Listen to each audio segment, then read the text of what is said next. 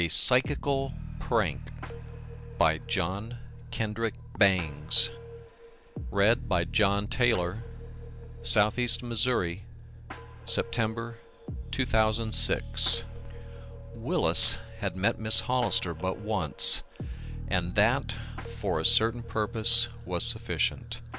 He was smitten. She represented in every way his ideal, although until he had met her his ideal had been something radically different. She was not at all Juno-esque, and the maiden of his dreams had been decidedly so. She had auburn hair, which hitherto Willis had detested. Indeed, if the same hirsute wealth had adorned some other woman's head, Willis would have called it red. This shows how completely he was smitten. She changed his point of view entirely. She shattered his old ideal and set herself up in its stead, and she did most of it with a smile. There was something, however, about Miss Hollister's eyes that contributed to the smiling of Willis's heart. They were great, round, lustrous orbs, and deep. So deep were they, and so penetrating, that Willis's affections were away beyond their own depth the moment Miss Hollister's eyes looked into his, and at the same time he had a dim and slightly uncomfortable notion that she could read every thought his mind held within its folds, or rather that she could see how utterly devoid of thought that mind was upon this ecstatic occasion. For Willis's brain was set all agog by the sensations of the moment. "By Jove," he said to himself afterwards, for Willis, wise man that he could be on occasions, was his own confidant to the exclusion of all others. "By Jove, I believe she can peer into my very soul. And if she can, my hopes are blasted, for she must be able to see that a soul like mine is no more worthy to become the affinity of one like hers than a mountain rill can hope to rival the Amazon." Nevertheless, Willis did hope. Something may turn up, and perhaps I can devise some scheme by means of which my imperfections can be hidden from her. Maybe I can put stained glass over the windows of my soul and keep her from looking through them at my shortcomings. Smoked glasses, perhaps. And why not? If smoked glasses can be used by mortals gazing at the sun, why may they not be used by me when gazing into those scarcely less glorious orbs of hers? Alas for Willis! The fates were against him. A far-off tribe of fates were in league to blast his chances of success forever, and this was how it happened. Willis had occasion one afternoon to come uptown early. At the corner of Broadway and Astor Place he entered a Madison Avenue car, paid his fare, and sat down in one of the corner seats at the rear end of the car. His mind was, as usual, intent upon the glorious Miss Hollister. Surely no one who had once met her could do otherwise than think of her constantly, he reflected, and the reflections made him a bit jealous. What business had others to think of her? Impertinent, groveling mortals! No man was good enough to do that. No, not even himself. But he could change. He could at least try to be worthy of thinking about her, and he knew of no other man who could. He'd like to catch anyone else doing so little as mentioning her name. Impertinent, groveling mortals, he repeated. And then the car stopped at 17th Street, and who should step on board but Miss Hollister herself? The idea, thought Willis. By Jove, there she is! On a horse car, too! How atrocious! One might as well expect to see Minerva driving in a grocer's wagon as Miss Hollister in a horse car. Miserable, untactful world to compel Minerva to ride in a horse cart, or rather Miss Hollister to ride in a grocer's car. Absurdest of absurdities. Here he raised his hat, for Miss Hollister had bowed sweetly to him as she passed on to the far end of the car, where she stood hanging onto a strap.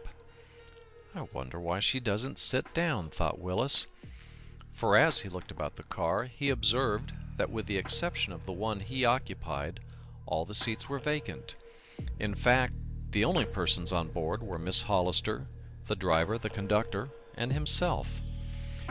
"I think I'll go speak to her," he thought, and then he thought again. "No, I'd better not. She saw me when she entered, and if she had wished to speak to me, she would have sat down here beside me, or opposite me, perhaps. I shall show myself worthy of her by not thrusting my presence upon her.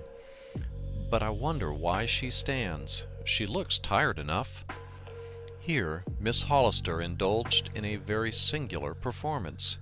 She bowed her head slightly at someone, apparently on the sidewalk, Willis thought, murmured something, the purport of which Willis could not catch, and sat down in the middle of the seat on the other side of the car, looking very much annoyed, in fact, almost unamiable. Willis was more mystified than ever, but his mystification was as nothing compared to his anxiety when, on reaching 42nd Street, Miss Hollister rose and, sweeping by him without a sign of recognition, left the car. "Cut, by thunder!" ejaculated Willis in consternation. "And why, I wonder? Most incomprehensible affair. Can she be a woman of whims, with eyes like those? Never! Impossible! And yet, what else can be the matter?" Try as he might, Willis could not solve the problem. It was utterly past solution as far as he was concerned. "I'll find out, and I'll find out like a brave man," he said, after racking his brains for an hour or two in a vain endeavor to get at the cause of Miss Hollister's cut. "I'll call upon her tonight and ask her." He was true to his first purpose, but not to his second. He called, but did not ask her, for Miss Hollister did not give him the chance to do so. Upon receiving his card, she sent down word that she was out. 2 days later, meeting him face to face upon the street, she gazed coldly at him and cut him once more. 6 months later, her engagement to a Boston man was announced, and in the autumn following, Miss Hollister of New York became Mrs. Barrows of Boston. There were cards, but Willis did not receive one of them. The cut was indeed complete and final. But why? That had now become one of the great problems of Willis's life. What had he done to be so badly treated? A year passed by, and Willis recovered from the dreadful blow to his hopes. But he often puzzled over Miss Hollister's singular behavior towards him. He had placed the matter before several of his friends, and with the exception of one of them, none was more capable of solving his problem than he. This one had heard from his wife, a school friend and intimate acquaintance of Miss Hollister, now Mrs. Barrows, that Willis's ideal had once expressed herself to the effect that she had admired Willis very much, until she had discovered that he was not always as courteous as he should be. "Courteous? Not as courteous as I should be," retorted Willis. "When have I ever been anything else? Why, my dear Bronson," he added, "you know what my attitude towards womankind, as well as mankind, has always been. If there is a creature in the world whose politeness is his weakness, I am that creature. I am the most courteous man living. When I play poker in my own rooms, I lose money, because I've made it a rule never to beat my guests in cards or anything else." "That isn't politeness," said Bronson. "That's idiocy." "It proves my point," retorted Willis. "I'm polite to the verge of insanity. Not as courteous as I should be. Great Scott! What did I ever do or say to give her that idea?" "I don't know," Bronson replied. "Better ask her. Maybe you overdid your politeness. Overdone courtesy is often worse than boorishness. You may have been so polite on some occasion that you made Miss Hollister think you considered her an inferior person. You know what the poet insinuated, Sorosis holds no fury like a woman condescended to by a man. I've half a mind to write Mrs. Barrows and ask her what I did, said Willis. That would be lovely, said Bronson. Barrows would be pleased. True, I never thought of that, replied Willis. You are not a thoughtful thinker, said Bronson dryly. If I were you, I'd bide my time, and some day you may get an explanation. Stranger things have happened, and my wife tells me that the Barrowses are about to spend the coming winter in New York. You'll meet them out somewhere, no doubt. No, I shall decline to go where they are. No woman shall cut me a second time, not even Mrs. Barrows, said Willis firmly. Good. Stand by your color, said Bronson with an amused smile. A week or two later, Willis received an invitation from Mr. and Mrs. Bronson to dine with them informally. I have some very clever friends I want you to meet, she wrote, so be sure to come. Willis went.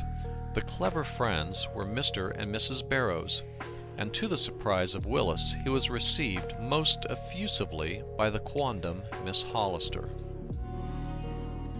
Why, Mr. Willis, she said, extending her hand to him, how delightful to see you again. Thank you, said Willis in some confusion. I am sure it is a very pleasant surprise for me. I had no idea. Nor I, returned Mrs. Barrows, and really I should have been a little embarrassed, I think, had I known you were to be here. It's so very absurd that I almost hesitate to speak of it, but I feel I must. I've treated you very badly. Indeed, said Willis with a smile. How, pray? Well, it wasn't my fault, really, returned Mrs. Barrows.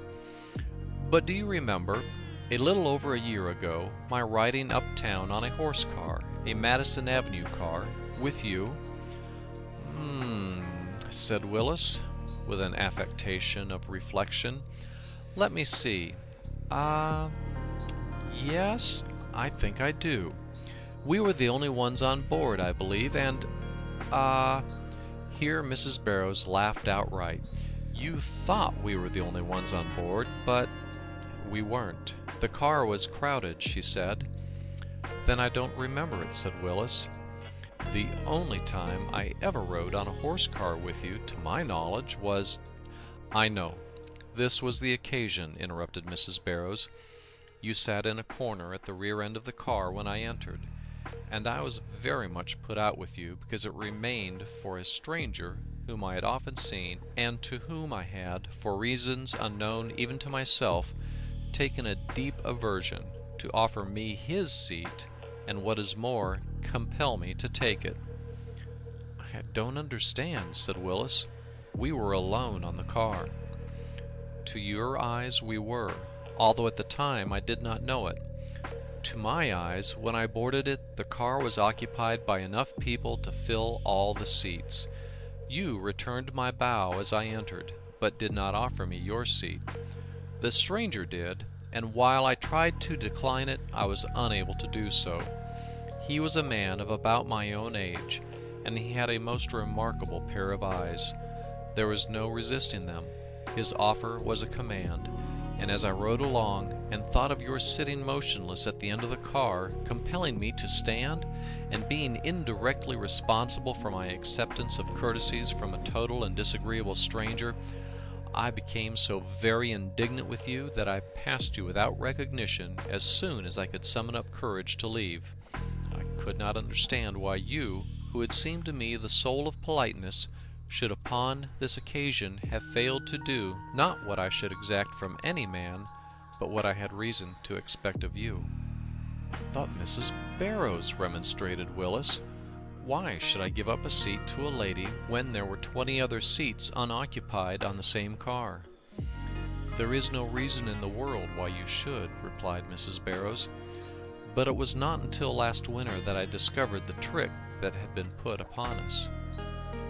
Ah, said Willis, trick? Yes, said Mrs. Barrows, it was a trick. The car was, empty to your eyes, but crowded to mine with the astral bodies of the members of the Boston Theosophical Society." "What?" roared Willis.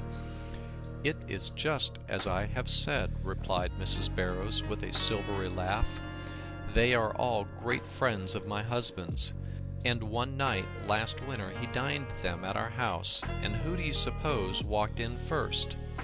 "Madame Blavatsky's ghost?" suggested Willis with a grin. "Not quite," returned Mrs. Barrows, "but the horrible stranger of the horse car. And do you know, he recalled the whole thing to my mind, assuring me that he and the others had projected their astral bodies over to New York for a week, and had a magnificent time unperceived by all save myself, who was unconsciously psychic, and so able to perceive them in their invisible forms." "It was a mean trick on me, Mrs. Barrows," said Willis ruefully, as soon as he had recovered sufficiently from his surprise to speak.